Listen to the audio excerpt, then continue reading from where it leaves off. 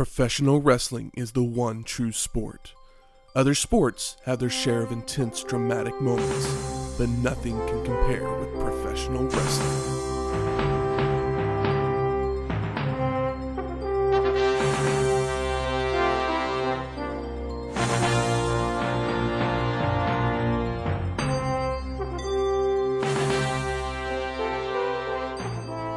Welcome to Wrestling History X, where three friends come together to talk about the stories behind the matches. I'm Matt. I'm a Japanese cameraman. And I am the Franken-Shaner. Welcome to episode 92, King of the Ring 1993. Who will be king? Be a part of the Coronation. Alfred Hayes is here. Oh my god. Wow. So nice to see you. Thanks for joining us, Lord Alfred. Yeah, It's been a while. I thought you were regulated to Raw at this point. They let you out sometimes? Looking for people in disguise. Same weekend. Well, don't look over here. I'm not wearing a big beard or, a Gilligan hat at the moment or anything like that. So this was the inaugural King of the Ring pay-per-view produced by the WWF. It would take place on June 13th, 1993 at the Nutter Center in Dayton, Ohio. It's the worst name ever for a place. I wish I had a date in Ohio. One of the best jokes from Wayne's World. Maybe you'd find one in the attendance of 6,500 people. What is this, WCW? Right? I know, right? What the hell? It feels like a lot of people. It's a good-looking setup and everything. They're lively. So even though this is the inaugural pay-per-view, WWF has run yearly King of the Ring tournaments from 1985 to 1989, and then again in 91, with winners such as Don Morocco, Harley Race, when he would become King Harley Race. Yep. Randy Savage, when he'd become Macho King. King. Ted DiBiase would win. Tito Santana. And Bret Hart had won the most recent rendition in 1991. The only time Tito ever got some glory. And they made him the fucking El Matador. El Matador instead of King Tito. To me, I started this up and I was like, the Wrestling Classic 2. I've waited so long for you. Because as you know, we love the Wrestling Classic. We did love the Wrestling Classic. Granted, not the top to bottom best matches, but one of the most entertaining and one of my favorite full package pay-per-views that we've covered. Absolutely. So this is very similar. It's a one-night single elimination tournament. But we're in Ohio. There is no place like Ohio. Is that its... I don't know. Oh, okay, like the state slogan? There's no place quite like Ohio. So is it the flyover state? Or wait, no, that's Oklahoma. That's where we are. So Shane probably got us something delicious to try out. Absolutely. I'm curious to hear the background of this choice. All right. Well, the last time we were in Ohio, we, I believe it was the Polish boy that I had made up with the Polish sausage, with the French fries, and the spicy barbecue, and the slaw, and all that deliciousness on there. So I figured we would jump to the other side and go for a beverage. So looking things up, I went around and looked at a couple different lists and saw that state drink of Ohio is tomato juice. And so what goes good with tomato juice, and as far as alcoholic beverages are concerned, Bloody Marys. Yes. I don't know if that was the segue you were looking for. Hey, it's good enough. Hey. I don't. Yeah, I was happy that you brought Bloody Marys. I mean, we record this on a Sunday, so Sunday fun days and Bloody Marys and brunch go hand in hand. Mm-hmm. I was going to doctor these up a little bit by trying to make a homemade. Put a hard-boiled egg in it. I was going to go a different route because another thing that Ohio is famous for is chili cheese conies. So I was going to put a hot dog in it. I was going to put a skewer with some slider bite-size. Maybe run a straw through the hot dog to pull the center out, so you can use the hot dog as a straw. Exactly. Matt's face is not appreciating that. For those of you listening, Matt had his first Bloody Mary today.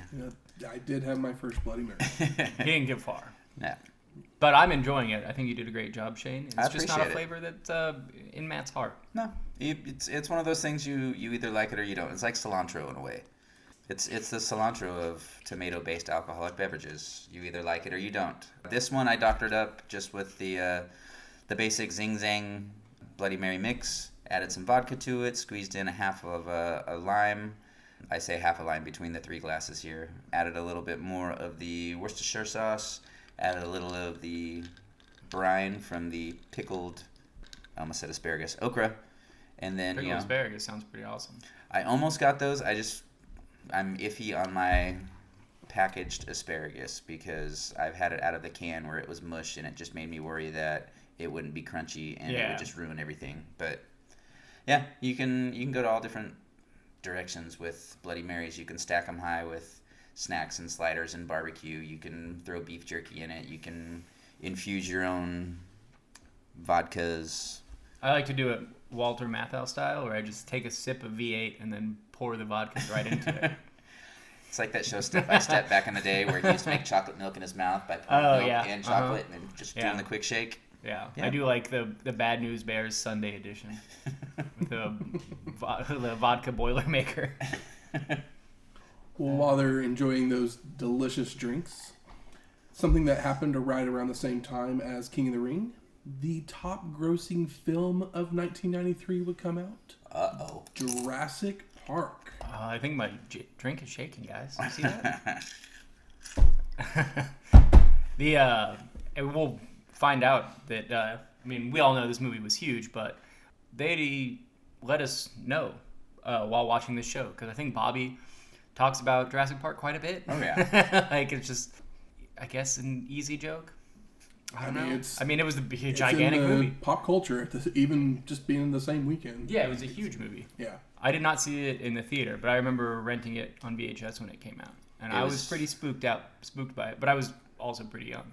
It was like 7, it was incredible in the theaters. Yeah. I had seen it in the theaters when they did like the 3D thing years ago. So I finally got to go back and see it. I did not get to see it until like 2 or 3 years later because my parents wouldn't let me because they were worried that I would be too scared of it or something. Oh yeah, I was afraid of everything as a kid, but my parents wouldn't have taken me to see it. But once it came back out on 3D, went and saw it. Yeah. There in the theaters, and even though I had seen it many times. Yeah. It was still amazing. It'd been a long time, and it was funny because as a kid, I always thought the movie was like smart. Oh yeah. And then I saw it as an adult, and I was like, this is some dumb bullshit, and I love it. But as a kid, I was like, oh, like it's smart because they're doing science. And the DNA thing talks to you. But, when you're like 7, anything that's not like, turtles eating pizza is pretty intelligent to you. And when you've got kids that were close to my age or a little younger that were basically Shane was probably like the perfect age for this movie. I was 15, so it was great. I took my nephew to it, and sorry Matt, I would have taken you, but I appreciate it. I didn't know you until many years later. But yeah, my nephew got to go to all these opening things because that's what I got to do when I was a kid. Was I got to go and see everything because parents quit censoring your damn kids. That's what makes kids so fucked up these days is they don't know what the hell things are. Yeah, and it's just a dinosaur. Come on. Exactly. It's a TV show. Yeah. It's not like you took him to go see Basic Instinct. Right. There's nothing wrong with that either. I went and saw that when I was a kid. Just have a talk afterwards. Mm-hmm. She comes after you with a knife. That was a quick little change of pace. Matt's like, I don't know where to go. I had no clue where to go on that one. These Bloody Marys are getting extra bloody. Well, let's go ahead and talk about King of the Ring. So we get narration over the logo from Vince McMahon, and then we see the bracket of the tournament. And we're told that wrestlers had gained entry into it through qualifying matches on the television programs. So there were some on Raw, Superstars, All-American. Yeah, you gotta hook them in. Exactly. Put one on each show. Jim Ross, Macho Man Randy Savage, and Bobby the Brain Heenan then welcome us to the show. And they preview the title matches that we will see during it. And we head off right to our first match. We're not going to preview the title matches here? There's some title Keep matches. You on the hook? Okay. Yeah. All right. Our first match, Razor Ramon versus Bret, the Hitman Hart, in a King of the Ring quarterfinal match. 1, 2, 3. 1, 2, 3. Is exactly what the crowd is chanting as Razor comes out. I loved it. He didn't. Desired effect. It's nice when you do something like smart and it gets over. Mm-hmm. Smart, simple, to the point, and it gets over. So JR tells us that the quarterfinal matches are all a 15-minute time limit. The semifinals are 30 minutes, and the finals will be 60 minutes. Who knows if that'll come into effect? We'll find out as we go. But Hart starts us off with a shoulder block that does nothing because of Razor's size advantage. So he changes it up to arm drags, but Ramon blocks an attempt and hits a clothesline, and goes for an elbow drop, only for Hitman to move and hit some more arm drags. Ramon then hits a body slam to escape the armbar, but Bret doesn't release the arm, rolling right back in to that armbar. Such a good, it's just saying, all shows should have multiple Bret Hart matches on them. Like, him holding onto the arm after the slam, it's just like, come on. Spoiler alert. Didn't know if he was going to win or not. Oh, yeah, I apologize. Damn it, Michael. I'm excited. What am I going to do here? Not be excited? Ramon with a thumb to the eye hits a back elbow, but Hitman reverses a chin lock into a hammer lock, tosses Razor to the corner, charging into a knee, followed by sending Hart into the post shoulder first to gain control. Ramon with a kick to the side of the head from the floor rolls Bret back in and starts slapping and taunting him. 1, 2, 3. 1, 2, 3. That's how the crowd was taunting Razor. Yes, yeah. They don't want him to win. He's the bad guy. Ramon with a fallaway slam and a running power slam for a 2 count. Follows that up with some elbow drops and a side slam. Goes for more elbow drops, only for Hart to continually move out of the way and starts to fire up with right hand. Oh, yeah, that triple roll. So good. Inverted atomic drop, clothesline, shot to the gut, and a Russian leg sweep for a 2 count by Bret. Followed up with a backbreaker and a second rope elbow drop for a near fall. Hitman with the headbutt, and Ramon tries for a big haymaker, but Hart ducks and Schoolboy rolls him up for a 2 count. Bret then goes for a bulldog when Razor shoves him off chest first into the turnbuckle and goes for the Razor's edge, only for Hitman to wiggle free, turn Ramon over for a backslide, but can't quite get him over. He's a big boy. So he ends up walking up the turnbuckles, flipping over Razor and cradling him up for a near fall. Hart starts arguing with the ref, allowing Ramon to come from behind with a clothesline. He then sets Bret up on the top rope and lifts him up for a super back suplex. But Hitman falls on top for the pin and the win. You think that there's a magnet in Bret Hart's sternum? Because he just loves taking those chest bumps to the turnbuckle, and he does it like nobody else. I want to know how painful that actually is. Just because of the force that he runs into that thing. Yeah. I know he's running into a little cushion, but no, there's no way that can't hurt. He makes it look good, man. He does make it look good. JR then sends it to a video package from Superstars the previous week. And we see Undertaker and Giant Gonzalez are in a corner brawling. And it looks like Mr. Hughes has laid out Paul Bearer as Harvey Whippleman goes to hand Hughes the urn. Mr. Hughes then nails Taker over the head multiple times with that urn before Hughes hits Bearer one more time. Before we come back to our second match. Mr. Hughes with Harvey Whippleman versus Mr. Perfect in a King of the Ring quarterfinal match. The big cat. Oh, big cat. His hair is looking extra crispy right now. Just saying.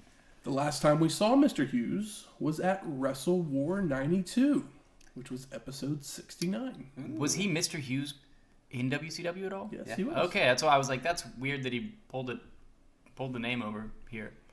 And Hughes, that'd be like being Big Bubba Rogers instead of the boss man in WWF. I'm thinking he's just. I'm guessing that's his last name, perhaps. So he can just. I think his real name is Curtis Hughes. So, okay.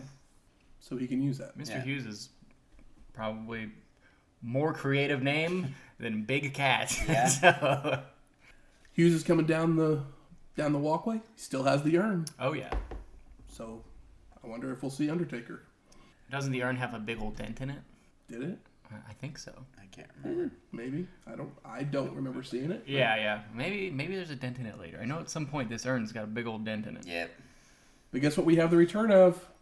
The brain scan. Woo! That's right. I don't remember what he did, but... Yeah, he was drawn something... Probably. I want to say it was on the back of Mr. Perfect's head. I can't remember what it actually I know, was. yeah, he was making fun of Mr. Perfect. Yeah, but... yeah. What if he drew a glass of water and poured it on on Kurt's head? We have our random football fun fact from JR that nobody asked for. Mr. Hughes is one of the most penalized offensive players in college football history. All right. He doesn't say what team. I think he played for Kansas State. Kansas State? So big bad cat. Maybe that's where he got Big Cat from. Yeah. Because they were the Wildcats. I didn't think about that. There you go. It's all coming together now. So the match gets going, and Hughes uses his power advantage early on, throwing Perfect around the ring. Goes for a running shoulder block, but Perfect turns it into an arm drag and a drop kick, which Hughes no-sells. Big right hand sends Perfect over the ropes to the floor, which Hughes drags him back in, only to deliver a headbutt that dazes Mr. Perfect. Hughes is trying to wear down Perfect, who escapes with elbows, only to run into a big boot and a clothesline. Hard Irish whip to the corner that sends Perfect bumping all over the place in pain. And we get picture-in-picture of Bret Hart in the back being asked who he would rather face in his next match. And he says he'd rather go with Perfect because he wants the good match. Yeah. What's Mr. Hughes going to do? Nobody wants to see Hughes versus Bret Hart. No How many people want to see... Mr. Hughes at all? Yeah, Hughes right. and Hennig. Lengthy match instead of just going against the big muscle guy. I think this is Endurance. the first time we've seen any like interview stuff during a match on like a pay-per-view. It was kind of weird. I was like, oh, Yeah. this is some like TV shit we're doing right here. But I mean, it makes sense to probably keep it moving as opposed to breaking out for these interviews in between every match. Yeah. Hughes is just tossing Mr. Perfect around, goes for his spine buster, but loses his grip on him, and they tumble to the mat. Sloppy. Hughes then goes for a body guillotine, only for Perfect to move. So Mr. Hughes crotches himself, allowing Mr. Perfect to fire up with an arm drag and a back body drop. Snapmare, neck snap, throwing right hands to knock Hughes back down to the corner. Mr. Hughes then grabs the urn and smashes it across the head of Perfect. There's your and the dent. ref calls for the bell. There's my 10. I love that after the Bret Hart interview, Bobby Heenan says that Bret Hart is the 14th of 13 children. Thank you. Great Bobby Heenan line. Yeah, I had to write that one down myself. Okay. Glad we're on the same page here. But we found out at the last pay-per-view that the other 13 are married to wrestlers. Yeah. If they're not wrestlers. If they're not right? wrestlers.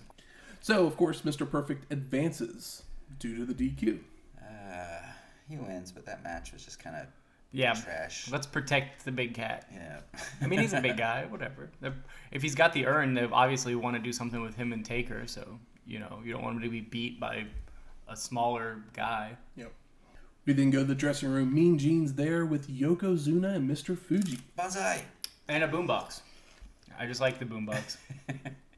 Fuji tells us that Yoko defeated Bret Hart in a 20-minute plus match. Actually, it was under 9 minutes. Yeah. Yes. Hey, I mean, they couldn't go back and check. And then Hulk Hogan cheated. He stole the belt from my Yokozuna. And then Zuna says, Hulk Hogan, American hero, you in America will go down. Which he spoke in English, but the closed captioning said, speaking in foreign language. Oh, really? Yeah. I did not see the closed caption, like you had it on? Yeah, or I just turned came it up? on. Oh, okay. Yeah, I always turn it on whenever they're speaking, so Yeah.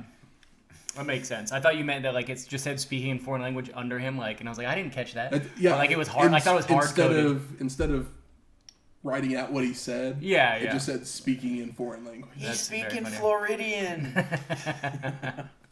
I always find the little closed captioning jokes to be just that's fun. So we head off to our third match. Bam Bam Bigelow versus Bam. Hacksaw Jim Duggan No. in a King of the Ring quarterfinal match. Can I just say, Bam Bam's music sucks. I like it. Oh, it's just, I mean, it's very 90s. I like it because it's so sparse. It's just like Bam, bam. he says, I mean, bam. You know who's coming bam. out. yeah. I kind of like it, but it's not. It's not top tier shit. It's very on par with Hacksaw's Ho because, again, somebody yells out Ho, you know who's going to be coming down the ring. Well, at least at this point. Oh. At this point, you know it's going to be Hacksaw. Yeah. Papa Shango. So the last time we saw Duggan was at WrestleMania 8, episode 68. So it's been a little while since we've seen him. And even Heenan doesn't quite understand the pop that Duggan gets. The Flag Man versus the Beast from the East. Yeah. Hacksaw's got a new onesie. Yes. He's gone full So, singlet. you know, that's cool. Bam Bam starts hitting shoulder blocks. Hacksaw's hitting clotheslines, but nobody is gaining an advantage until Duggan hits a third straight clothesline to knock Bigelow out to the floor. Back in the ring, a slugfest breaks out when Bam Bam reverses an Irish whip, sending Hacksaw into the turnbuckle, charging in only for Duggan to avoid, sending Bigelow chest first into the turnbuckle. Hacksaw goes for a body slam, but his ribs are hurt, so he can't lift him up, which allows Bam Bam to take over with a headbutt to the back. Bigelow locks on a bear hug, only for Duggan to escape with forearms across the back, but Bam Bam retaliates with a thumb to the eye to maintain control. You see the Bam Bam Bigelow sign in the crowd? Clever fans. Snapmare, Bigelow goes for a jumping headbutt, but Hacksaw moves and goes for the body slam again, lifting him up only for Bam Bam to fall on top for a 2 count. Bam Bam. Back to the bear hug, only for Duggan to escape again by biting the forehead of Bigelow. Follows that up by tossing Bam Bam to the ropes and telegraphs a back body drop. Can't But do that, guys. moves when Bigelow tries to kick him, sending him flat onto his back. Hacksaw then finally hits that body slam, sets up for the 3-point stance, but Bam Bam moves out of the way, sending Duggan flying head first into the turnbuckle. Eats that buck. Mm-hmm. Bigelow then goes up top for the diving headbutt, for the pin, and the win. Did you see that, like, Bam Bam must have just been in Japan or something, because you can, like, see the back of his head is, like, stitched up. It's pretty gnarly. Also, every time we see Bam Bam Bigelow, I just can't believe that, like, having a head tattoo and, like, a full head tattoo, like, in the early 90s like that. He looks like a big, mean biker, and it's great. I wonder, like, I don't know much about him outside of the ring. Is he a nice guy? I think so. I have no clue. Me neither. I've never met him. I mean, either, but, like, you know, I'm sure we've watched enough shoot interviews on YouTube in our lives, but I guess I'll have to find some Bam Bam comps. So I kind of stopped taking notes and couldn't stop watching this match. I don't know what it was about it, but there was something that stood out about it, like the way the two of them worked together. It could have just been because it was late and I had partaken in some recreational deliciousness. It might have just been that, you know, But Bam Bam Bam knows what he's doing. I didn't hate this match. I don't think it's not bad. I don't think I've You just didn't. You had that low about a expectations. Hacksaw match. Yeah, because I mean, you hear the ho, and it's just like, all right, well, let's go get a drink or something. Because Also, at that point, it's normally like him in like a match with a bunch of other people, and he just gets his like ho spot, or whatever. Hits the 3-point stance, Uh-huh. waves his 2x4, and yells out a tough guy. But he's a big guy, and they also like were pretty even They in played off offense and each other stuff nicely. pretty well. Like, yeah, it wasn't. Like, even during their slugfest, just watching the two of them go back and forth for just those few seconds, I kept looking at the TV going, this is actually pulling me in a little bit. Yeah. I don't know, maybe it's because I'm getting older, or maybe it's because it was just Maybe it's actually that good. Bam Bam effect. Yeah. Bam, bam, Mhm. bam, bam. well, I got some sad news for you. Are you going to break my heart like Greg Valentine? Yes, you always seem to like someone in their final match someplace. Hey, I've never had timing down right. Ask any of my exes. So this is the last time we would see Duggan in the WWF for about 12 years. I wonder how great he is 12 years from now. I don't know. I'm picturing him going off somewhere where the lighting is better suited for him. Oh, yeah. We then get a Coliseum video exclusive. Oh, I love these. Oh? As Terry Taylor's in the locker room with the Smoking Guns and the Steiners. Terry Taylor. This is the first time we've seen him with a mic? Yes. Okay. He's always been a wrestler up to this point. Yeah. I was like, poor Terry. Mm-hmm. Is he hurt? Terry's good in the ring. But he just doesn't get over. Yeah. It doesn't help when you make him a rooster. Exactly. Very true. You let him be a Wall Street-esque tan man, and people seem to follow him. But now he's back to. At least he's got a job. This. Yeah, I mean he's got a job. That's good. But womp womp. But each of the Guns and Steiners have something to say, and Billy chimes in with, "No one I'd rather have in my corner than my brother and the Steiners." Bart says, "The revolver, our finishing move, is unstoppable." And Scott's like, "But the Frankensteiner's unstoppable as well." Dissension in the ranks. And then Rick says, "We're just going to be a bunch of crazed dogs in the ring. Woo, woo, woo, woo." Love it when they put a microphone in front of him. Yep. I know you do. He's my favorite. And we're off to our fourth match. The Narcissist. Narcissist. And they still struggle saying his name on this damn show too. I know. Narcissist. Lex Luger versus Tatanka in a King of the Ring quarterfinal match. Woo! Two technically undefeated men. Foreshadowing. Tatanka has not had, Neither one of them have lost. and Tatanka has been around longer in the WWF at this point, undefeated. Yes. Just like they just can't pull the trigger on him. I wonder why. And you guys, I don't know if you realize the severity of Lex's arm situation. It's pretty severe. I mean, this was a big thing back in the day. Oh, they talk about it a lot. They make sure to zoom in on the scar, which is pretty cool. A ref even makes him put an elbow pad on, or they were going to disqualify him. He's got nuts and bolts in there. Or something, yeah. The Brain even says that they should force Tatanka to tie his shoes together to make it fair. Oh, Brain. So as the Native American hits the ring, the two start brawling until Luger tosses Tatanka back out to the floor. What about the mirror? The big monolith mirror that Lex is flexing in front of? The Tatanka mirror. runs in and pushes it over. That's true. So that's how it really gets started. The unbreakable mirror. Very good start. Yeah, I know. It's like this mirror is some kind of plastic. Yeah. Because when it fell, I was just like, ooh, it's a big, heavy mirror. Yeah, it's like high quality tin foil covered in plastic wrap. I loved that it looked very, Funhouse. very 2001 monolith like of a mirror. Which I was thinking, I was like, how great would have that been for Ric Flair if he ever looked as good as Lex Luger, Spotch and all that. But as they're brawling, Luger tosses Tatanka out to the floor.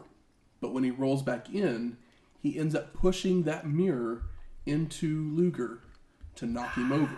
Cut him open and get some bolts in his other elbow. Some chops knock Lex out to the ring, and the Native American follows out to body slam Luger before everyone rolls back into the ring. Tatanka with a back body drop and a clothesline for a 2 count before going to an armbar, which the Narcissist tries to escape with a body slam, but the Native American holds on, continuing the work on the arm. We then go to Bam Bam. Bam Cam. And he wants to get his hands on the Indian. While in the ring, Tatanka... Why not Lex? Do you think that... The reason... They got beef. Oh, yeah, they do have beef. Okay. They beefing. Tatanka did something to Bam Bam. I don't remember what it was. Tomahawk chopped him while he was drinking his At beer some and he point, I'm choked sure on he it. did. Probably, yeah. That's my headcanon. Tatanka then comes off the ropes with a crossbody for a near fall. Back to work on the arm when Lex uses a back elbow, delivering several kicks to the gut in the corner, elbow drops, and a backbreaker for a 2 count. Oh my god, the elbow! The Native American keeps trying to build momentum with cradles and roll-ups, but Luger turns him away at every turn. During one of the many chin locks that Luger has on, I realized that the ref had a mullet. And that's what interested me in this match the rest of the way. Yeah. JR tells us that there are about 3 minutes remaining, and Tatanka begins the Indian war dance. No selling double axe handles, hitting chops, a power slam, and goes up to the ropes for a top rope tomahawk chop. I call that the Tatanka up. Tatanka. Do you? I have a problem with the Tatanka up. It just feels silly. He's just running in circles. Why don't the other guy just clothesline him? He basically is trying to. I'm a bigger fan of the log roll than the Tatanka. Summon the powers of the warrior, or what he's doing there, but it's a very poor man's warrior of the eagle or wolf or whatever. What does Tatanka mean in Cherokee? Lame. Man, I wasn't ready for that. The Native American goes up top again, this time coming off with a crossbody that Lex ducks to avoid and goes back on the attack with a big clothesline for a near fall. Lex, flex, pecs. That's what I had written down. 90 seconds remain as Luger hits a power slam, a back body drop, and a vertical suplex for a 2 count. 30 seconds remain and Luger hits a backbreaker, taking his time for a pin, and only gets 2. No. The bell then rings, and the announcement is a time limit draw. Oh, man. And the air is sucked out of the building. So both men are eliminated from the tournament. But what? Which also means that Bam Bam Bigelow will advance to the finals of the tournament. Wow, he just $1 million man his way right to the finals. Yeah, Bam Bam with the bye. Post-match, Luger takes the mic and asks for 5 more minutes. Crowd pops for it. They want it. They want a winner. Which, wait a second, isn't Luger the heel? Mm-hmm. And that's a face thing to do. Yeah, totally. I was just like, what are we? I guess because he was on the offense, so week. he was just like, I'll be. Yeah, I don't know. Yeah, I mean, good point. Good point. The crowd starts cheering, but the ref explains to them they can't do it. No. It's not part of the tournament. That's right. Lex then slips the pad off, the elbow pad off, Oh yeah. and hits the forearm across the back of Tatanka's head. And that's a good heat spot, but if he didn't do the 5-minute thing and just drop the elbow on him, it'd be a better heat spot. Why? It would be better if Tatanka asked for the 5 more minutes. And then he got then as he's asking for it, And Lex just takes it off and blindsides him. Yeah, blindsides him and then drops the bow on his head and walks out. Each one of them gets a pop and gets some heat. Yeah. We move on our merry way. And it's crazy to me, kind of crazy that Tatanka has been protected so long. Mm-hmm. I was like, okay, well, this is finally where they bury Tatanka, and then I just think back about fucking old poor Kurt Hennig a few years ago, and I get angry. Yeah. I'm just like, come on, man. They're waiting for, maybe Brutus will get him. Waiting That'll for be that his perfect legacy. moment. Yeah. Backstage with Mean Gene, Mr. Perfect, and Bret Hart. And Mean Gene instigates a fight between the two using Hitman's words during the picture-in-picture segment. Mean Gene getting wily. But then he gets mad when they start to argue. I was like, you started this fight, Mean. Yeah, and what's he do instead of ending it? He keeps poking the bear. Poking the bear. These are two bears you don't want to poke. He brings up their dads, asking if they've ever met. Yeah. And Bret says that Stu won against Larry Hennig all the time.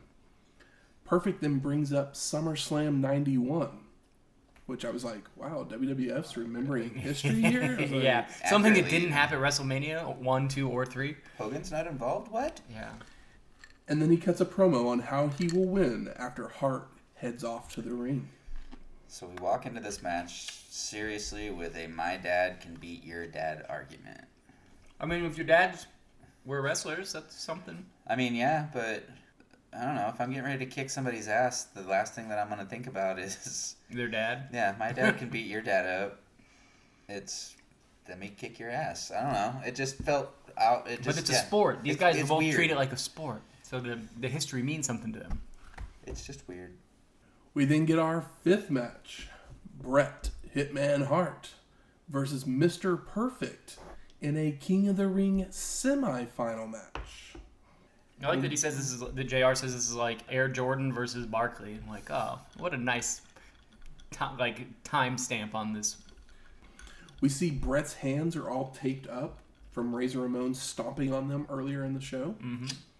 And the two are going back and forth, trading hip tosses and takedowns to start. Perfect with a vicious chop goes for the Irish whip, only to be reversed, and Hart hits a body slam. But Mr. Perfect with boots to the chin leads to a body slam of his own, before Hitman can take Perfect down again into a headlock. Bret with a crucifix, followed by a crossbody for a 2 count, but the kick out sends Hart out to the floor, but he comes right back in with a sunset flip for a near fall. I love that even Macho Man knows this is a classy match. Stop taking my notes, Michael. We just noticed the same things. We got the same attention for detail. Just the way he said it was, this is classy. Oh, I'm sorry. I'll leave the macho notes for you then.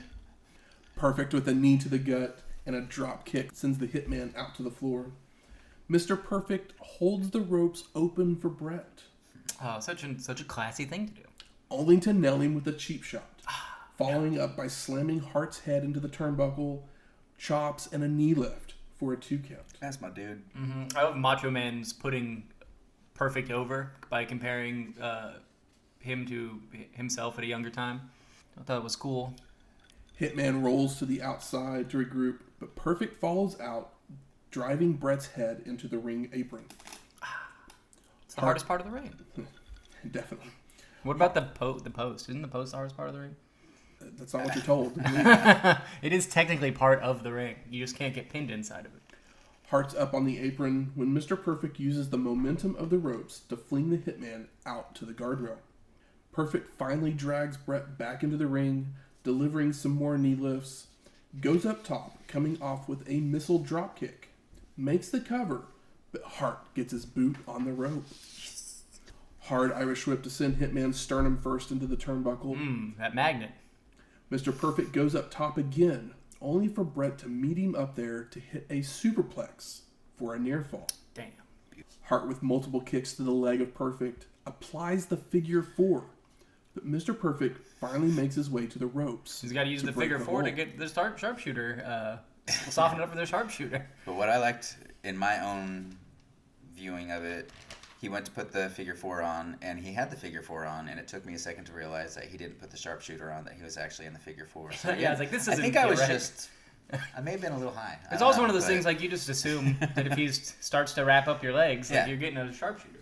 I saw him just grab the legs and go for it, and yeah, it took a whole 4 seconds before I realized that, It's like, this is the wrong hold. Yeah. What is he doing? Hitman stays on the leg, only for Perfect to fight back, locking on a sleeper, but Bret makes it to the ropes. The crowd is hot. As Hart makes it back to his feet, Mr. Perfect applies the sleeper once again, but uses the ropes as leverage this time. But Hitman falls forward, sending Perfect headfirst into the turnbuckle. Bret with a vicious uppercut slams Mr. Perfect's head into the turnbuckle. Hair tosses him across the ring. I love that Macho Man called the uppercut a lifter, which is like, you know, the like wrestlers term for the uppercut. They always call them lifters, so I thought that was pretty funny that Macho Man used that term. The hair toss causes Perfect to slide crotch first into the ring post. Nutted in the Nutter Arena. Atomic drop and a Russian leg sweep. Hart makes the cover for the near fall. Hitman with a backbreaker comes off the second rope with an elbow drop for a 2 count. Looks to apply the sharpshooter, but Perfect grabs the injured hand, twisting it and stomping on it. That stomp. Stomp hurt. Yep. I love that Mr. Perfect is chopping the shit out of Bret throughout this match, because I know that Bret Hart hates chops because they hurt and he doesn't think they look good. Which I disagree that they don't look good. I think they look awesome, but I believe you if they hurt. I do not want anybody to He'll just run chop chest me first into a post all day. Yeah, he just doesn't want he just doesn't want that sting of the slap. It all makes sense now. Mm-hmm. He's like, don't worry, I'll do a chest spot. Just don't slap me. Mr. Perfect goes for the perfect plex, but Bret blocks and vertical suplexes them both out of the ring to the floor. I know, it's pretty brutal for the time period, and Kurt takes that corner of the apron right to the back on his way out. Yep. I was like, ooh, rough. It's one of those moves that you see teased so many times forever and ever and ever and almost never pulled off the way that it should. And or it just doesn't happen a lot of the times. It's just the two of them did it as you would expect Bret Hart and Mr. Perfect. I mean, it's the high spot of the match. It's great. It gives you that roller coaster stomach feeling as, is it going to happen? Holy shit, what's going to go? Oh, right, yeah, all right. Now, if they did that, it'd probably be the first move in a match on television. Mm-hmm. The ref begins to make the 10 count, but they both make it back in just in time. But Perfect looks to be hurt, but it's all a ruse, pulling Hart over for a small package for the pin, and no! Hitman rolls over on top for the pin and the win. Mr. Perfect yells no, but it's not up to you, bud. Mr. Perfect yells a lot of stuff there. Post-match, Mr. Perfect rolls out of the ring. He's yelling all kinds of things. Bogus!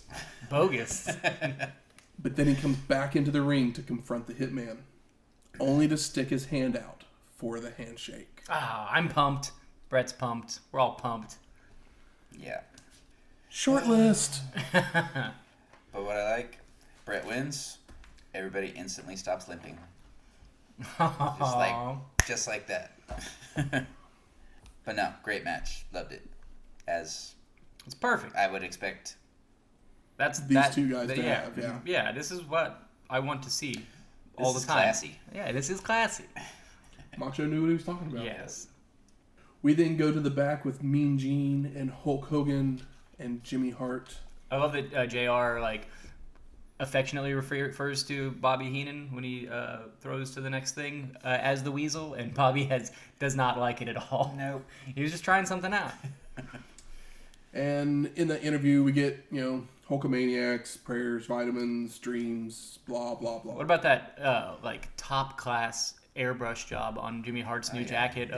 It's the ultimate Hogan jacket for sure. Yeah, that one probably cost a pretty penny. Yeah. I wrote, can we send Hulk away and just keep the jacket? We try to send Hulk away every once in a while, and then he's like, well, I'm kind of bored. I need to get out of the house. And he comes back to ruin our time. So we're off to our sixth match. Yokozuna with Mr. Fuji versus Hulk Hogan with Jimmy Hart for the WWF World Heavyweight Championship. Did you guys know we're in the heartland of the USA? Yeah, we're in the heartland. We're in the heartland. It's the heartland of the USA. Heartland of America.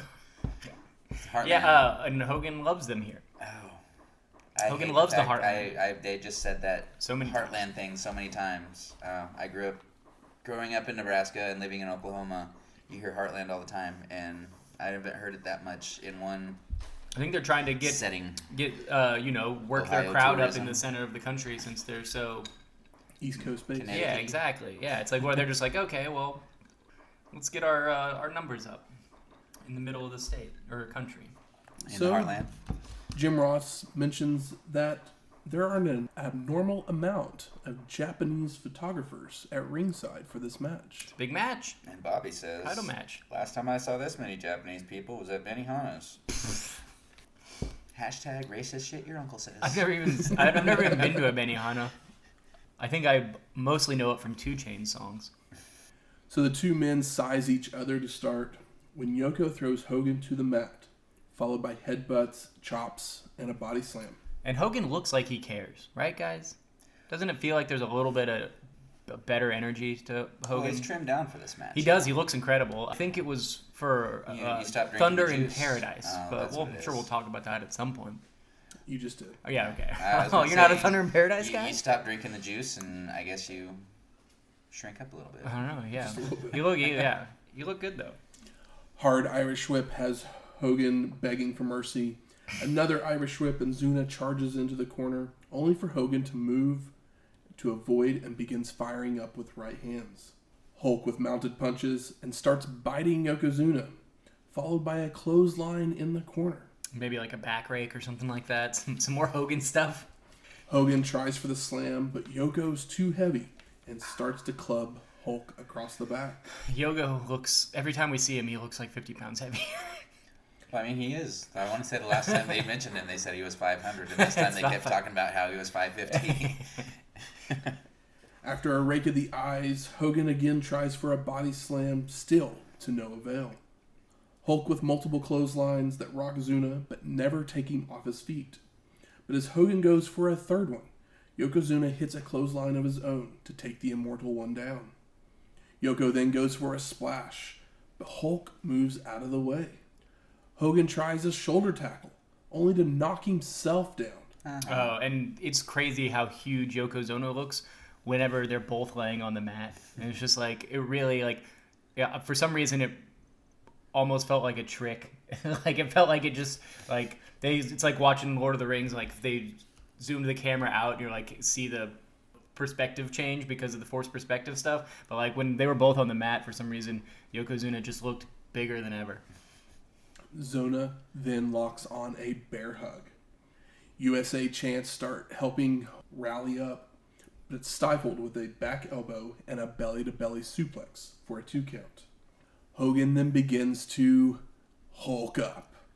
No-selling Yokozuna's chops, finger point of doom, right hands, 3 big boots. Oh my god. To finally take Yoko down to the mat. I love that it wasn't one. Come on, man. That'd be terrible. Hits the leg drop for the pin, and no! Zuna kicks out! Oh, my heart exploded when that happened. Mr. Fuji jumps on the apron, and Hulk knocks him down. Calls for the slam when a photographer climbs up onto the apron. That was my cousin. Jimmy Hart is trying to pull the photographer off, but is kicked away. So Hogan goes to walk towards him, when the camera explodes in his face with a fireball.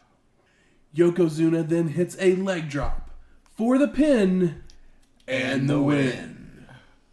And new. Love that he did the leg drop and pinned him. Yep. That's cool. Post-match, Yoko drags Hulk over to the corner and hits the bonsai drop. Bonsai! Yeah, but bury him. Dun, dun.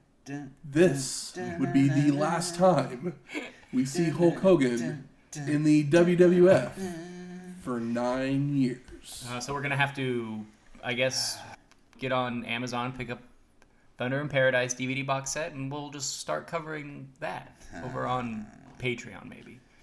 If you guys want to hear us talk about Thunder in Paradise.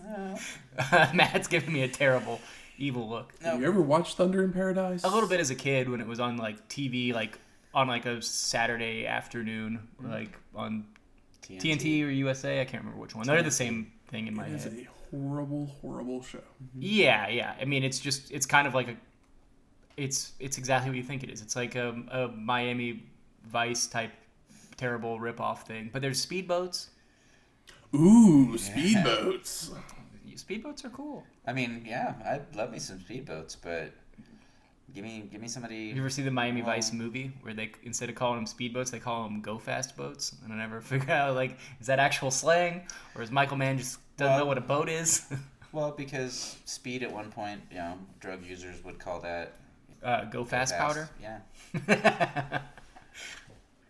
Anyway, yeah. How did you guys? Didn't your heart grow? I mean, you guys knew it was going to happen, but it's just so nice to see him leave. It's so nice to see him actually pinned. Like, he did get a fireball, but at least he got pinned. I'm happy about it. Matt, the children. I mean, the poor crying children that they were talking about. You mean the cosplay cosplay Hogan crying? Actually, other than the fireball, I thought the match was actually pretty good. I agree. Because literally, if Zuna just kicked out and then then won without the fireball, I would have loved it. I think that would have been better. But it's Hogan, there's got to be some things, and I think the fireball is better than it's at least cleaner than than dumber shit they've done in the past. That's true. So that's them. I couldn't. It's one of those things. Even the door cracked open. Yeah. I'm fine with it just because I've seen so much dumber shit. Yeah. It all could fall to shit, and we're gonna have to send him, $5 million to come back. So this will at least give us a. It was a great visual entryway. Yeah. And man, that fake beard on that guy, was incredible. The fake beard with his bucket hat, such a good look. So Zuna is celebrating with Mr. Fuji in the ring with all the photographers taking pictures. Yoko must pose? That's right. Yeah, Yoko must pose for, Pro Wrestling Illustrated and a WWF magazine. And I'm sure there was like 7 other wrestling magazines at the time. We get another Coliseum video exclusive, and Terry Taylor catches up with Mr. Perfect in the back. Perfect says that Hart is a great wrestler, but he'd rather not talk about it. He's not very happy about losing. No. We then go to Mean Gene, who's with Shawn Michaels and a very tall man behind him. Big tall man. Oz? Vinny. Vinny? I don't remember his Master Blaster. Master Blaster Steel? Oh, I don't even remember Think that was his name? I don't remember when that was. Was that a No, it's WCW show. Master Blaster Early Steel? WCW. I don't remember Master Blaster Steel. Yeah, they had like one match, two matches that we watched. Oh, it was or probably that when you they guys covered. once Road Warriors left, and they were like, "What can we do? Yes. It's also Mad Max themed. We'll try 3 teams out." Yes. So Shawn calls Hogan a dinosaur, Oh, and Yokozuna gobbled him up like a brontosaurus burger. like Jurassic Park much? Wow. Mean Gene then asks about the big man, the bodyguard that's there with him, and Michaels tells us that his insurance policy's name is Diesel. Because of course he is, as it's Kevin Nash, who we haven't seen since Clash 21, episode 78. Yeah, he went from a wizard to A steelworker to a wizard oh yes, to a gambler. Yes. and now he's a Mack truck. Yeah. He's Maximum Overdrive. Yeah. Shawn has a serious case of the cocaine gum chomps. Oh yeah, he does like that staccato delivery for the promo. Just. We then get our 7th match, the Steiners of Rick and Scott, and the Smoking Guns of Bart and Billy versus Money Inc. of $1 Million Man, Ted DiBiase and Irwin R. Schyster, and the Headshrinkers of Fatu and Samu with Alpha in an 8-man tag match. Get him on the show. Gotta get him on the show, right? Gotta have at least one tag match, right? Yeah. That's right. So $1 Million Man starts us off with multiple arm drags of Scott before Steiner hits a dropkick and a Steiner line that sends DiBiase out to the floor, where Rick rolls him back in, only for Scott to clothesline him back out to the floor. It's around this time that I think Bobby is talking about the greatness of seeing Hogan get beat. It becomes the theme for the commentary for the remainder of the show. A comment here and there about... I don't even think they... Well, I guess they do say Hogan, but yeah, just the fact that he got beat. Yeah. Hogan got beat. It feels good to say. Feels good to hear. That's right. That's great. Bart blocks an arm drag by Fatu, tries for a leg sweep that Fatu avoids, only to receive a drop kick from Gunn. Face plant from Bart, but Fatu no-sells it and hits a thrust kick, Because, he's got a hard head. allowing a double clothesline from the Headshrinkers. IRS with a back elbow, $1 Million Man with a vertical suplex, Samu with a headbutt, and the Headshrinkers with a double back body drop for a 2 count. And I love that Bobby Heenan gives it to JR for all his football talk and says, "Do you know anybody that didn't go to school?" I really appreciated Bobby, doing what I couldn't. And I don't remember if that's where the comment about Billy Gunn went to Sam Houston State on a rodeo scholarship. A rodeo scholarship. And I wish Bobby Sam comes Houston was back here. with IRS went to the University of Wall Street, which I thought was a nice throwback to old Michael Wall Street. Oh, yeah. Fatu with a backbreaker, double axe handle from IRS, but then Bart with a desperation sunset flip gets a near fall. Double clothesline between Bart and IRS for the double KO, and Gunn crawls to the corner for the hot tag.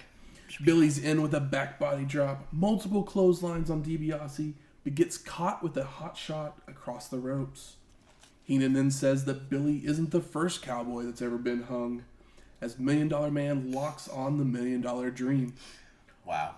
only to just let go of him and starts bragging, allowing Billy to cradle him up for the pin and the win.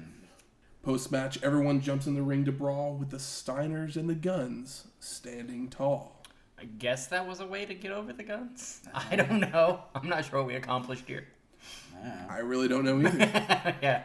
I thought that's what it was gonna do. Because we know who didn't ever tag into this match? Steiner. Rick Steiner never tagged in. I know. Yep. What's up with that? I was just like, okay, cool. Well, my guy still got a paycheck. They could have at least hit the revolver to win. Yeah, I know. That's why I was like, they didn't, like, I guess that was a way to try to get him over. It's like, they already talked about the thing. Let him do the thing. Let him do the revolver. What was that electric statement that old Bart said earlier about the revolver? It's their finishing move's unstoppable. It's unstoppable. Yeah. Well, I guess they didn't even... It's unstartable, too, so... We then go to the locker room, and Mean Gene's there with Yokozuna, Mr. Fuji, and President Jack Tunney.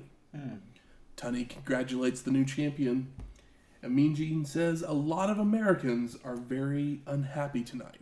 And Fuji just responds with, why? Bonsai. I love that. Just be shitty about it. That's all I had about it. I was just like, that was just funny, why? Why? So we go to our 8th match, Crush versus Shawn Michaels with Diesel for the WWF Intercontinental Championship. The last time we saw HBK in the IC belt, Marty Jannetty had just won it. I know. But he only held it for 20 days before Michaels would take it back at a house show. What'd you do this time, Marty? I don't know, but it's a shame that we couldn't just get them against each other on a big stage again. So Crush uses his power early on to keep Shawn at bay when Michaels goes for a super kick, only for the Hawaiian to duck and hit multiple drop kicks that send HBK out to the floor. And Crush just looks wonderfully big next to Shawn. Heenan then says that Crush between the ears is just as busted as a pineapple. Okay. Yep. Yeah. It's one of my favorite lines. Yeah, it's good. Do you know what Savage says something about he thinks Crush can slam Yoko? Oh, yeah. I mean, they're touring the world trying to slam Yoko, so... Wonder if that'll come into play at some point. I don't know. Crush with single leg takedowns, an arm drag, and a military press once Shawn's back in the ring, followed by what they called a tour of the islands. I know. Which is a tilt-a-whirl slam. Mm-hmm. Diesel then pulls Michaels out of the ring to help him catch his breath, so Crush follows out, only for HBK to put Diesel in between them. Shawn then sneaks around through the ring behind Crush to shove the Hawaiian into the post. Posted. Now his little pineapple will be crushed. Diesel slams Crush's head into the steel as well before Michaels comes out to do the same. HBK drags the Hawaiian back into the ring, begins to stomp away on Crush's head before heading up to the top, coming off with a double axe handle. Locks on a front headlock until the Hawaiian escapes by lifting and throwing Shawn off multiple times, including onto the ropes and out of the ring. Michaels recovers and makes his way back to the top of the ropes, coming off with a crossbody that Crush avoids and begins to fire up with a back body drop, a backbreaker, a big boot, and a leg drop for a 2 count. The Hawaiian then goes for a body slam, but HBK floats over and goes for an O'Connor roll, only for Crush to hold onto the ropes and deliver a clothesline to send Shawn over to the floor. All of a sudden, 2 doinks make their way out to the ring, distracting the Hawaiian. Case of the double doinks. Which allows Michaels to come back in and super kick Crush, sending him headfirst into the turnbuckle. No. HBK then makes the cover for the pin and the win. Did we get that press rubber band slam? I like that spot. We then go to the back. Mean Gene's there with Bam Bam Bigelow. And Bigelow says, I'm fresh as a daisy, and I got the opportunity to become the first king of the ring. You know, except for all those other ones we discussed at the beginning of the show. Yeah, but the only one that counts, of course, is the one that was on pay-per-view, right? Exactly. Because we change history the way That's we right. want to change history. There were a lot of shows that were on TV before Starrcade '85, and you didn't cover '83, whatever. I've had 2 Bloody Marys. He's the inaugural pay-per-view king of the ring champion. I don't know. He's muddy it up, or we can streamline it. The king forget of about pay-per-view. everyone else. There you go. So we get our 9th match. Bam Bam Bigelow versus Bret Hitman Hart in the King of the Ring finals. JR tells us that Bam Bam has been able to rest for about 80 minutes at this point after having a 5-minute match. He could have had a sandwich and taken a nap. Mm-hmm. While Hart has only rested 40 minutes after wrestling about 36 minutes over the course of his 2 matches. And we see Bret, as he's coming out, he's favoring his leg, as well as his hand still being taped up. So he's hurting. Oh, yeah. Bigelow comes out fast, charging at the Hitman, only for Hart to avoid. Bam Bam with a military press of Hart, but Bret falls on top of Bigelow for a 2 count. Clothesline, and then Bam Bam press slams the Hitman over the ropes to the floor. Bret just loves falling out to the floor. In fashion. Once back in the ring, Bigelow continues the attack with headbutts, a hard Irish whip into the turnbuckle, a vertical suplex, all focusing on the back of the Hitman. Hart starts to fight back, but Bam Bam sends him into the turnbuckle once again, applies a bear hug, and Bret tries to fight his way out of this, but Bigelow hits a back suplex for a near fall. Mm-hmm. Bam Bam tosses the Hitman out to the floor, goes to toss him around out there, but Hart reverses, sending Bigelow into the guardrail. After slamming him head first on the rail, Bret then comes flying off the apron with a double axe handle. But Bam Bam catches him and rams Hitman back first into the post. Into the steel. Followed by a body slam on the unpadded part of the floor. Hell yeah. Who is this? Was he watching some Cactus Jack matches? Get on the horn with old Mick? Bigelow's arguing with the ref inside the ring when Luna Vachon comes out from the back with a chair in hand, which she nails Hart across the back with it. It's high drama, guys. Bam Bam then rolls Bret back in, hits the scoop slam, and goes up top for the diving headbutt for the pin and the win. No! But Earl Hebner jumps in the ring, telling the original ref what happened with Vachon. And the announcement is made that the decision has been reversed. But then both refs go crazy, yelling at Finkel, who makes the corrected announcement that the match will continue. Bigelow goes... Can you just imagine all the little Hulksters crying right now? That Hulk didn't get another 5 minutes after he got shot with a fireball from a camera that was from 1918. Bigelow goes right back to attacking the back of Hart with headbutts, locks on the bear hug again before turning it into a Canadian backbreaker. But Bret flips out and hits a desperation back suplex.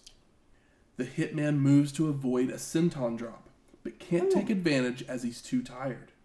So Bam Bam goes back to the Canadian backbreaker. This time, Hart rakes the eyes and reverses the hold into a sleeper.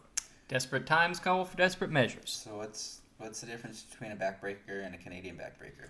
The Canadian backbreaker, he basically has him, instead of like the rack, like the Lex Luger does, across the back, he just has him on the one side. It's like almost like a razor's edge, but he just has him on the shoulder. And he's like basically bending the back across the shoulder. Okay. Yeah, it's like instead of it's.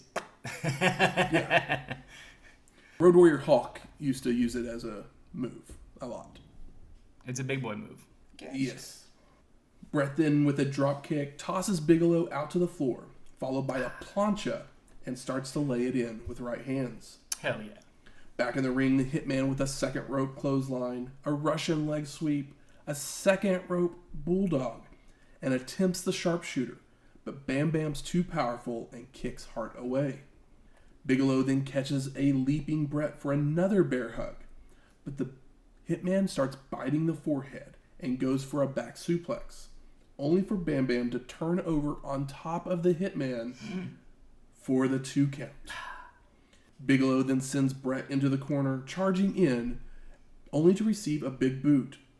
The Hitman then climbs up on the shoulders of Bam Bam, pulling him forward with a victory roll for the pin and the win. For real this time? For real this time. I mean, yeah, there was no chair. He did bite him, but, whatever. Hulk gets away with all kinds of shit.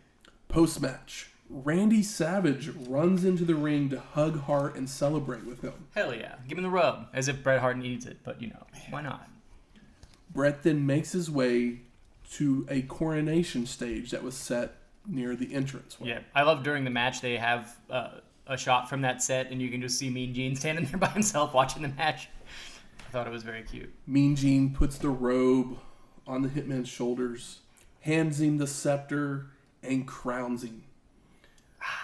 But all of a sudden, Jerry the King Lawler arrives. Jerry Lawler. Boo. Memphis, boo. Lawler says, I'm here to confront the pretender to my throne. I'm here to tell this imposter and all of the rest of you here that there is only one king in the WWF, and I am that king. Out of the goodness of my royal heart, I might allow you to be a prince. I thought that was, that's the extra mile that makes a promo that much better. Now in front of all these people, get down and kiss my feet. Hitman starts yelling back at him, where were you when this tournament started? Yeah, he's got no guts or integrity. I think the only kind of king you are is a Burger King. And he says, I'm going to have it my way, and he hits him with the scepter. That doesn't happen. Burger King chants start across the arena. It's so funny that it's sometimes that they assume the crowd's gonna start the thing. It's and sometimes it's organic, but do you think they really wanted people to chant Burger King like another company? Maybe they're gonna probably got them a sponsorship. Maybe they got King of the Ring Burger King meal toys. I don't know if it's not called a Happy Meal, but I don't know. King meals. I guess we'll find Little out King at meals. SummerSlam if Burger King is the official sponsor. Lawler then nails Hart with the scepter across the head, stomps on Bret's crown, and slams the throne across the back, which actually really did hurt Bret Hart. He had back pain from it. I'm sure he loved that for no reason. Before choking Hart with the scepter, before officials can come out to stop the attack, as the screen goes to black. So I ask you, gentlemen, what are your overall thoughts of King of the Ring 1993? As good as it gets. Yeah, it was front to back. It was great. It's as good as it gets in the WWF. There's not the only thing that is not necessary viewing is the tag match, but it's only 2 minutes long, so who cares? Yes. Everything else is absolutely required, and only everything before everything just builds the whole time. So it feels like the show. I mean, the show obviously has a narrative because of the tournament or whatever, but it just feels like a complete thing. There's plenty of shows we watch and we're like, well, this was good and that was bad. Half of this show is good, but this feels like a cohesive show. It feels like you put it on and you watch the whole thing, and it feels like one that you can revisit the whole thing. Yes. Which isn't the case for a lot of the stuff that we watch. You don't have to stop and start for a lot of wrestling in general, but everybody knows that. Yeah, it's a solid show from start to finish. I mean, you've got a lot of the best of the time on there with Bret, Mr. Perfect, Bam Bam. I'd say the Steiners, but they weren't really even in matches much. But they were there, but they weren't there. Yeah, they were representing, but not fully representing. It moves at a clip, Yeah, I mean, it was good action. It was good storytelling. Even had just good little tidbits that popped up throughout the show. So I enjoyed it. This is probably one of my more pleasant viewing experiences in a while. Well, I'm glad we're all basically on the same page here, because I wrote, I don't think I'm jumping off too many ledges here saying this is about as good as it gets. This is the best show that we've watched in 93. I mean, hello, I complimented a fucking Hacksaw Jim Duggan match. Another thing is there's pretty good there's a story told in the ring just with the way the matches are laid out in basically every match, which is not always the case. I happily but they're all done Hulk well. Hogan's theme song after his match. Just because of the situation. And Hogan even seemed more present than normal, even though he was, going there to, I wouldn't call it do a job, but do a job. A lot changes when you lose your road rage. I would even say that this show is pretty high up on the all-time list for me. Yeah, you know how much I love the Wrestling Classic. This is probably better than the Wrestling Classic, but the Wrestling Classic is one of my favorite WWF pay-per-views that we've covered. Mm-hmm. So what does that say about this? And basically, if Bret Hart wasn't a star already, this show seals the deal. Yeah. And he's undeniable. It's even better that the WWF can start to transform without the Orange Goblin. Mm-hmm. Yeah. Feels good. Feels good. Breath of fresh air. We're free of him. Yoko has the belt, and he can have it for as long as he wants with his big ass. I don't care.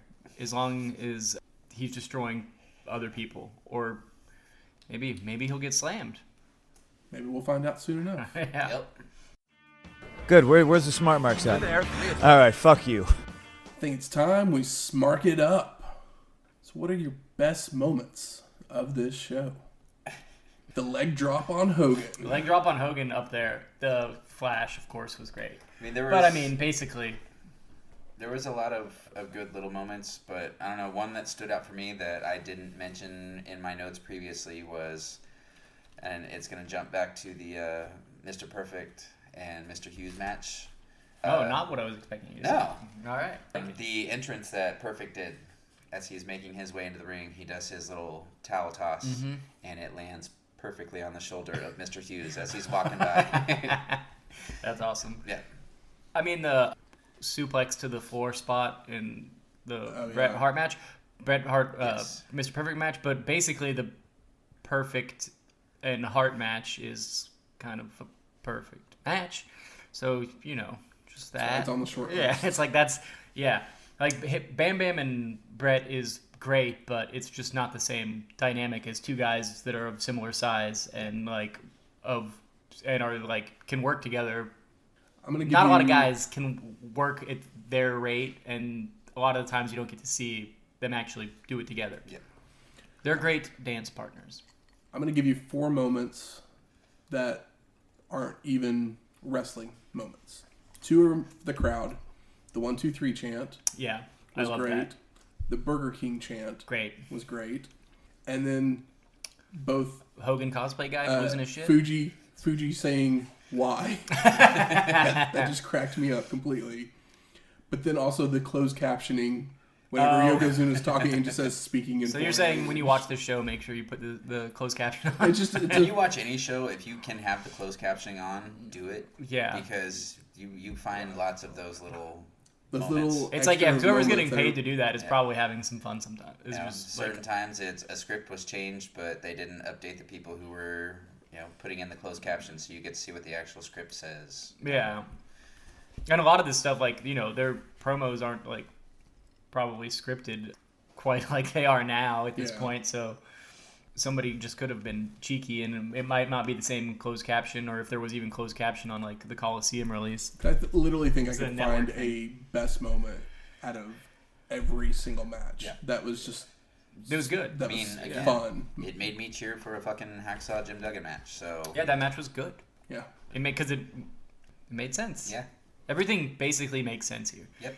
The only thing is you could say the 5-minute thing. With the you could complain about that with Bam Bam Hart, but I'm not going to. I thought it was fine for the most part, but they didn't do that for Hogan, and that actually was a flash that you could have seen if you were anywhere near the ring. Even if it was behind you, you would have probably been able to catch it out of the corner of your eye. How about most disappointing? I think I kind of mentioned the 2 that were kind of disappointing for me. Okay. Rick Steiner was never in the match. Yeah. Anytime Rick Steiner's not in a wrestling match, doesn't matter what the show is, it's always a bit of a bummer for me. And the post-match of Luger Tatanka. Luger should not be the one asking for the 5 more minutes. Yeah. It's also kind of funny that he asked for 5 more minutes and then they cut it later. At the end of the show. They actually did do a 5-minute thing at all. I thought it was kind of a bummer that they kept protecting Tatanka. It's like, well, just I know you're gonna have to push Lex at some point. Like, I guess it's just so they can both be on the show, and they've been building Tatanka so long that I'm sure that if they didn't bring Lex in, they would have tried to do something with him. But I know that now that Lex is here, who's gonna get the push? Probably Lex is my guess. Like, not to steal Bam Bam's, verbiage, but not the Indian. Yeah, I mean, shit. I've been waiting to see him get pinned for feels like forever now. I love my people, but And I'm not mad at Tatanka or anything. I don't hate him. It's just like there's not a lot to grab onto. he's not a fun character. If I'm gonna have a most disappointing, Tatanka would be my most disappointing. I'm not a fan of his. How'd you feel about the crush Shawn Michaels? I thought it was really good. It was better than I was expecting it to be. It was definitely better than I was expecting. Yeah, like it was a solid match. It was not. There's so many times where you throw somebody in there and it's not, and they have less ability than Crush, and then you get like, why was this even on here? And it's like, well, Crush at least is big. He's in there, and they do some stuff. It's not like they threw Mr. Hughes in there with Shawn Michaels or like Dan Spivey or something. Best performer of the night? Bret Hart. Yeah, it's Bret Hart. Yeah. I mean, you wrestled 3 matches that are all Basically, like very good to pitch great perfect quality. Yeah, like they're exactly what they needed to be. You know what I mean? Like all 3 of them built in different ways. Like it was not like the first match. You can't be like, oh well, the first one was the best one. It's like No, you didn't have the same match each time. There was something special. Yeah, there's something memorable. Like you can remember the angle basically for each match, and they're all on the same night. I mean, you can remember who each person wrestled without having to flip back through. Yeah, you're not like, oh yeah, what was the first match that Bret Hart? It's like it's all very memorable, which is why it's a good show. Absolutely. How about most surprising?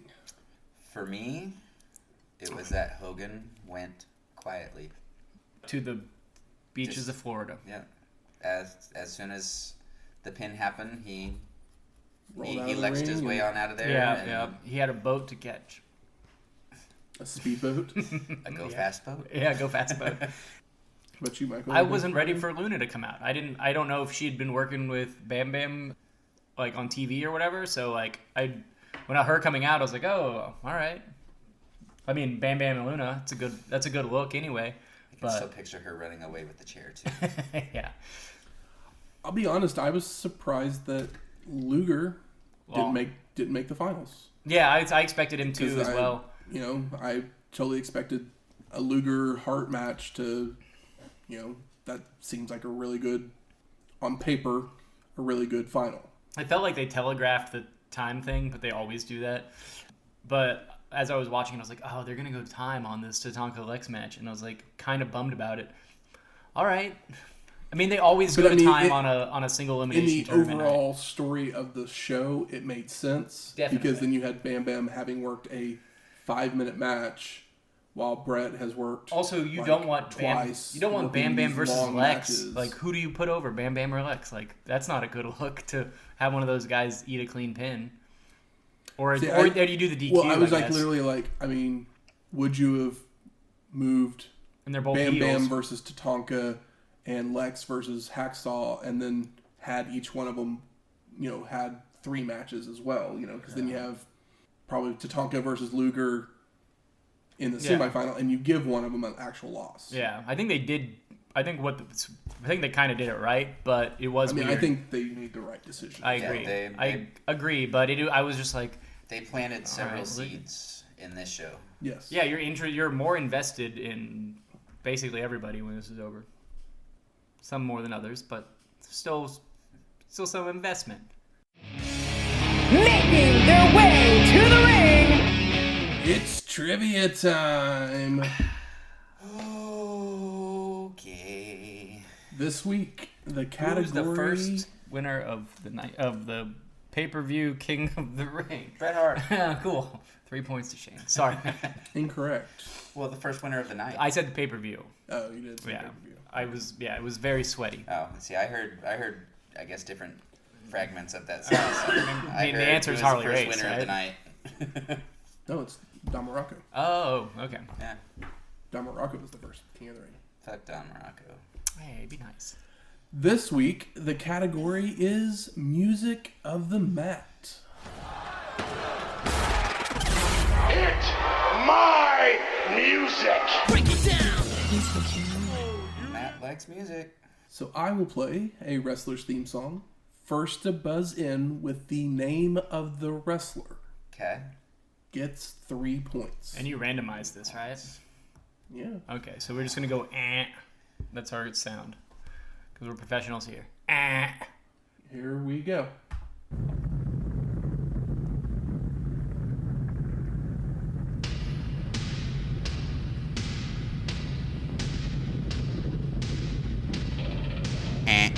Shane?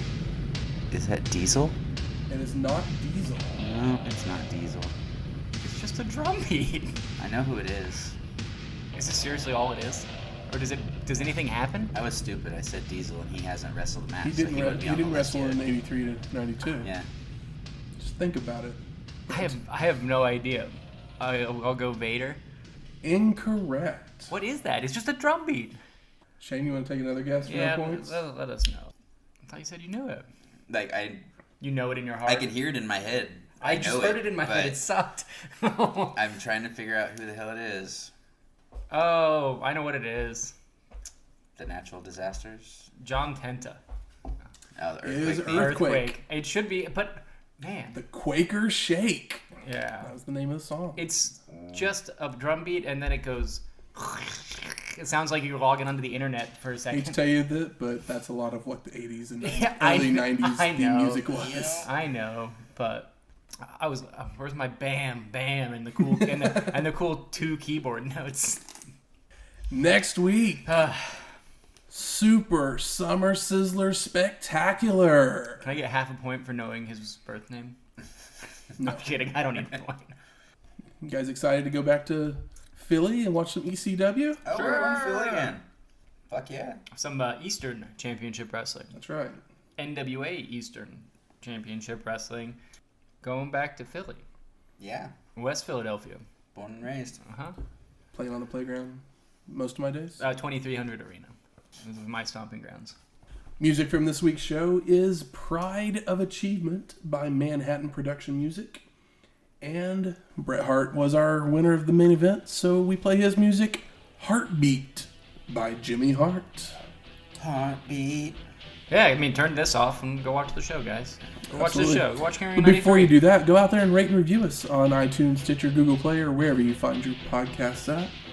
Or you can always hit us up on our email at wrestlinghistoryx@gmail.com with any comments, questions, concerns, recipes.